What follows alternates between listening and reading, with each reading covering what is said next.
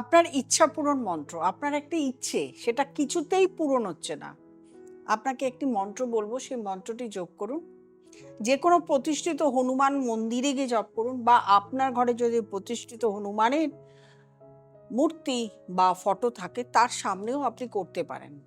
প্রতিষ্ঠিত হতে হবে, ঠাকুর মশাই দ্বারা তার প্রতিষ্ঠা করানো থাকতে হবে, তাহলেই কিন্তু হবে। যে কোনো শনিবার বা মঙ্গলবার শুরু করবেন এবং কন্টিনিউ করবেন, কোনো টাইম পিরিয়ড নেই। কারণ জীবনে কারোর উইশ পূর্ণ হয় না, একটা উইশ পূর্ণ হয়ে গেলে আরেকটা ইচ্ছা আসে, একটা ইচ্ছা পূরণ হলো আরেকটা ইচ্ছা আসে, সেই জন্য কন্টিনিউ করে যাবেন। ওম নমঃ হনুমতে নমঃ, ওম শ্রী হনুমতে নমঃ, যে কোনো একটি পালন করুন, মন্ত্রটি বলুন। ওম শ্রী হনুমতে নমঃ, ওম শ্রী হনুমতে নমঃ, 108 বার বলবেন।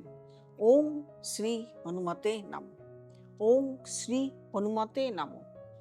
হনুমান মন্দিরে গিয়ে, প্রতিষ্ঠিত মন্দিরে গিয়ে অথবা আপনার বাড়িতে বসে করুন।